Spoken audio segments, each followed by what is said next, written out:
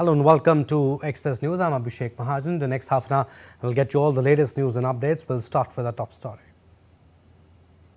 Preparations are in full swing for the second phase of India's election, for which the voting will be held on Friday.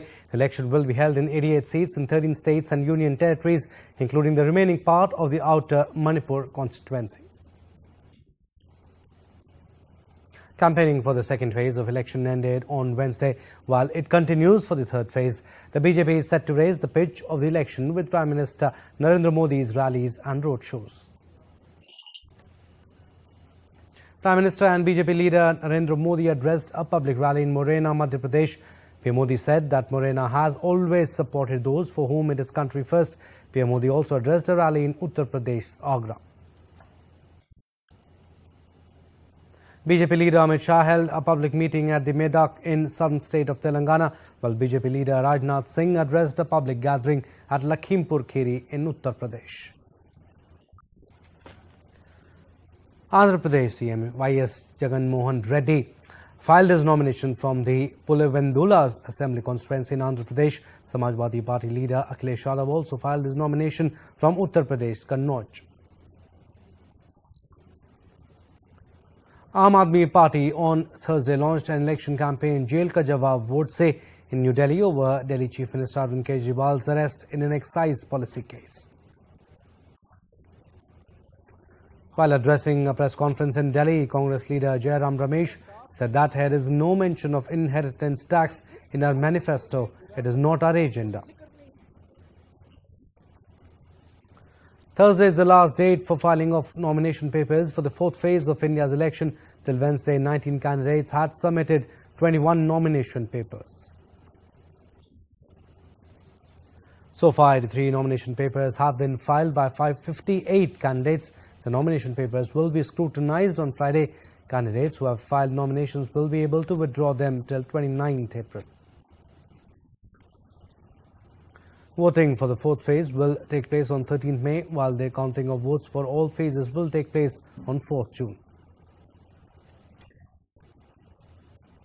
Ministry of External Affairs of India hosted its weekly press conference. During the conference, the official spokesperson of the ministry addressed the protests occurring at Columbia University and various universities across the United States. During a joint search operation by BSF troops with Punjab police, a drone was recovered in a farming field adjacent to village Khemkaran in Tarantaran district. The drone has been identified as a China-made DJI Mavic 3 Classic. The CEO of JP Morgan Chase and Company, Jamie Dimon, lauded India's Prime Minister Narendra Modi for his achievements in the country. Dimon highlighted PM Modi's unbelievable job in uplifting India at a webinar organized by the Economic Club of New York. Institute of National Integration, a one-of-a-kind army establishment in India's Pune city, trains religious teachers from different faiths serving in the Indian Army. The institute trains them to perform multidimensional roles and be counselors for the soldiers of the Indian Army. Union Secretary for Information and Broadcasting Sanjay Jaju and Chairman of the TRAI Anil Kumar Lahoti inaugurated the Asia Video Industry Association's Future of Video India conference in Mumbai on Wednesday.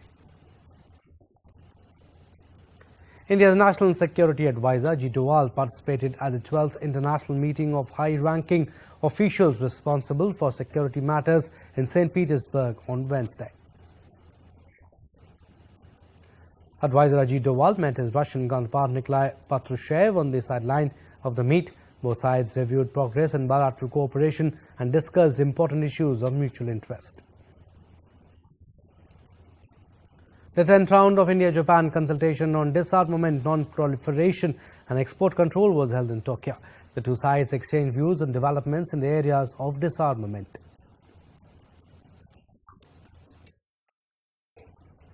Defense Secretary Giridhar Armane is leading the Indian delegation in Kazakhstan for the annual meeting of the defense ministers of Shanghai Cooperation Organization member states.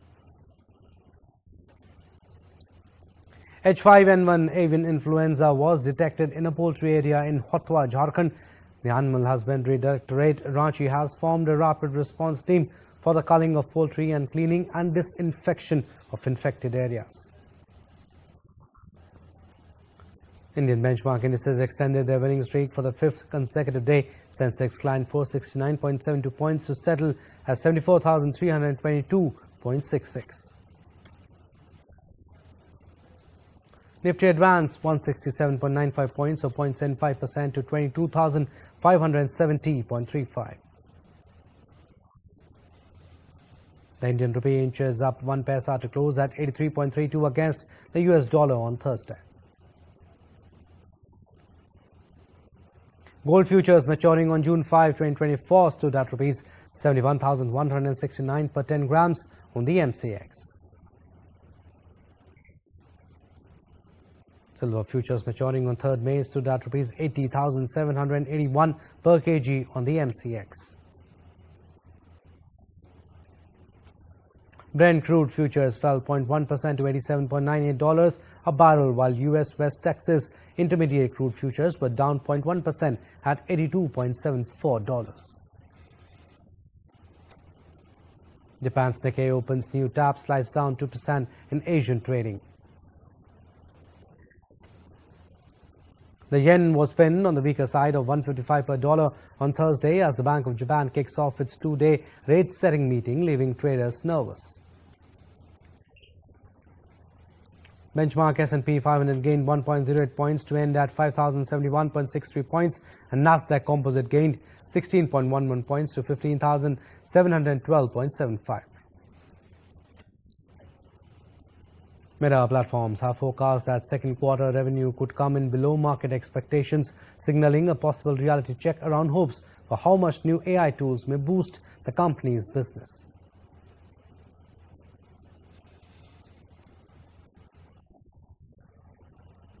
US President Joe Biden has signed into law a bill which provides billions of dollars in aid to Ukraine, Israel and Taiwan in what has come as a rare bipartisan victory as he seeks re-election this year.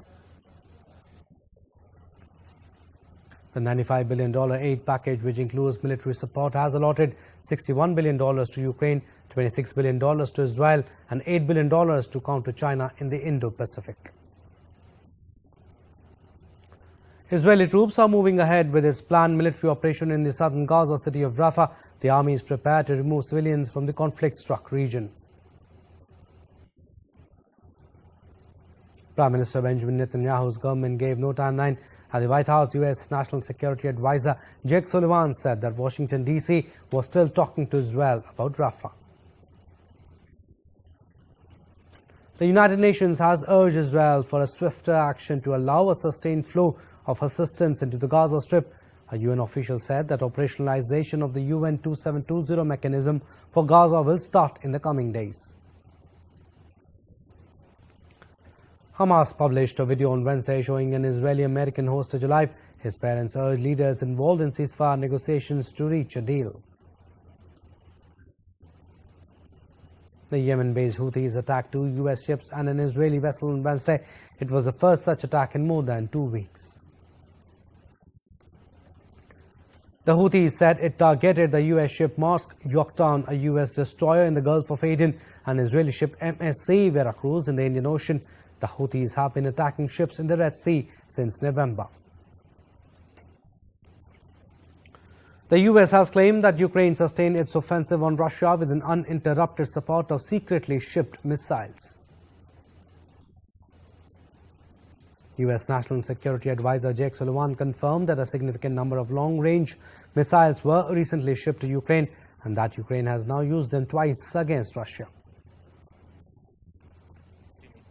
Ukraine's President Volodymyr Zelensky approved a new mobilization law for replenishing the country's exhausted and depleted troops after more than 2 years of war against Russia. Russian Defense Minister Sergei Shoigu announced that following the modernization of the Plesetsk military cosmodrome, its capacity to facilitate spacecraft launches will double. Russia on Wednesday vetoed a U.S.-drafted United Nations Security Council resolution that called on countries to prevent an arms race in outer space. The vote came after Washington accused Moscow of developing an anti-satellite nuclear weapon. However, Russian President Vladimir Putin said that Moscow was against putting nuclear weapons in space. Former U.S. President Donald Trump has again claimed that a court-ordered silence in his hush money trial is unconstitutional. A prosecutor accused that Trump broke the gag rule 11 times. The U.S. top court is hearing arguments in a case that could have a major impact on the next presidential election. It will consider whether Donald Trump is immune from prosecution concerning criminal election interference cases. A grand jury has charged 18 people with allegedly taking part in a fake electoral scheme in the U.S. state of Arizona to re-elect then U.S. President Donald Trump in 2020. The court papers list Donald Trump as an unindicted co-conspirator. The House of Representatives of the U.S. state of Arizona has repealed a controversial 1864 ban on abortion, but the ban could still come into effect if it is not knocked down by the Senate. House lawmakers voted 32-28 to repeal the law, which provides no exceptions for abortions even in case of rape or incest. 3 Republicans crossed party lines to join all 29 Democrats in voting for the repeal. U.S. Secretary of State Antony Blinken has arrived in Beijing to meet his Chinese counterpart Wang Yi. The top U.S. diplomat is also expected to meet Chinese President Xi Jinping. Blinken is on a 3-day visit to China. Weeks of heavy rainfall have caused severe flooding in large areas of Kenya, submerging entire neighborhoods in the capital Nairobi. The floods have caused widespread damage and displacement, with over 11,000 households affected so far. Authorities are scrambling to provide relief and assistance to those impacted. The Kenya Met Department has forecast heavy rains to continue, urging those living in flood-prone areas to move to higher ground. Scientists have linked heavy rains to a climate phenomena known as a positive Indian Ocean dipole, resulting in higher than normal temperatures in the western Indian Ocean near East Africa. Greece issued a health advisory on Wednesday as a sandstorm engulfed the capital city of Athens. Dust clouds over the city are a mixture of sand and dust that come from the Saharan desert. The Greek authorities have advised the public to stay indoors, to abstain from physical activity outdoors, to avoid areas with traffic congestion, and to keep windows and doors closed. A wildfire blazed pine lands near the top Cuban tourist town of Vinales. The fire, which began Monday afternoon, was 90% controlled by Wednesday. The wildfire had consumed approximately 350 hectares of the area. The cause of the fire was still under investigation. The India Met Department has forecast that severe heat wave conditions are likely to continue over East and South Peninsular India during the next 5 days. India Met Department said the maximum temperature will rise by 2 to 3 degrees Celsius over central and eastern India. Due to the recent incessant rains, a massive chunk of land was washed away in Arunachal Pradesh on Thursday. The landslide washed away a portion of NH 313 that connects to the border of China. Some 100 volunteers gathered on a popular beach in Yokohama, Japan, wading in the shallow to plant strands of light green eelgrass on the seabed. Restoring the natural ecosystem is the main reason for wider environmental ambitions, including the nation's stated aim of achieving carbon neutrality by 2050.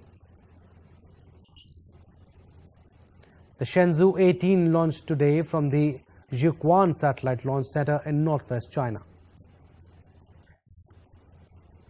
The Shenzhou 18 crew will take zebra fish with them to China's space station for an experiment on in-orbit aquaculture. Scientists are harnessing the power of artificial intelligence to predict potential medicinal properties of plants by interrogating a new family tree of the world's flowering plants. By cross-referencing the genetic sequences with known medicinal properties, AI can predict which unexplored plant species might hold potential for novel treatments. The Retail Summit 2024, an international platform for problems and solutions related to retail, is taking place in Dubai. This year's event will focus on themes such as AI, data, digital transformations, and more. A group of mainland performers with hearing and sight disabilities have brought a new musical show for the first time to Hong Kong. They performed the beautiful story of goddess Guan Yin depicting with 1,000 hands. Gustav Klimt's portrait of Miss Liza, a painting of a young woman left unfinished when the Austrian artist died, sold at auction $32 million. The work was long thought to have been lost when in fact it was hanging in a private villa near Vienna for decades. A pre-Roman necropolis characterized by rich grave goods was discovered during excavations for the construction of a future electricity station near Caserta in southern Italy. The exceptional discovery was made during archaeological checks in an area chosen to build an electric station for the Naples-Bari high-speed rail link. A new research and development facility is aiming to help Singapore speed up sustainable food innovation. At these laboratories, companies are cooking up food of the future like beanless coffee, plant-based squid, and satay. The Ministry of Green Economy and Environment of Zambia has launched the National Green Growth Strategy to help the country transition into a resilient and low-carbon economy. The total budget for implementing the strategy is estimated at more than $10 billion, which will be generated from both domestic and international resources. Thousands of New Zealanders attended dawn services across the country to remember soldiers fallen in conflict since the Gallipoli landings during World War I. On April 25, 1915, hundreds of troops from the Australian and New Zealand Army Corps joined a large Allied force that landed on the Gallipoli Peninsula's narrow beaches in an ill-fated battle that claimed the lives of over 130,000 people. The cast and crew of Netflix India's upcoming web series Hira Mandi, the Diamond Bazaar, attended the premiere in the country's entertainment capital. Directed by veteran filmmaker Sanjay Leela Bhansali, the period drama is set in India's pre-independence era, set to air on May 1st. Hollywood stars including Jeff Daniels, Dan Lane and Lucy Liu hit the carpet for the premiere of their new Netflix show, A Man in Full. Based on the novel by the celebrated late author Tom Wolfe and written and adapted for Netflix by television super producer and writer David E. Kelly, streams on Netflix from May 2nd. K-pop group ITZY is currently in the middle of their second world tour after their 2019 debut. The tour will also present an opportunity for the group to showcase their growth as artists, having spent the last year honing their craft in the studio and on stage. British electro-pop duo Pet Shop Boys say their new album nonetheless is one of the most melodic from their 4-decade-long career, featuring songs about solitude and freedom. The Pet Shop Boys, who formed in 1981, released their debut single West End Girls in 1984 and became a smash hit with a remix a year later. The eastern Algerian city of Annaba kicked off the Annaba Mediterranean Film Festival, or AMFF, after a 4-year absence. Local film fans in attendance voiced their delight that an international film festival was being hosted in the east of the country. Delhi Capitals beat Gujarat Titans by 4 runs in another thrilling finish in Indian Premier League on Wednesday. Kolkata Knight Riders will take on Punjab Kings in the 42nd match of Indian Premier League on Friday.